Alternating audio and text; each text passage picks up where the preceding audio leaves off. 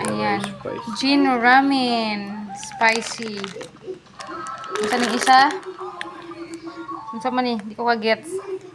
Try ita guys. Grabe guro ni kahalang.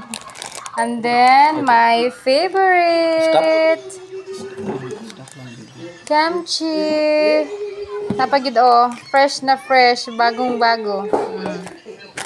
Iba-iba to guys. Anong tawag dito? Ramyun. Saan eh? Junk food nga Korean. Kamjatang yun. Sa ba ni? And then, try natin to guys mamaya. Kung kaya natin yung halang.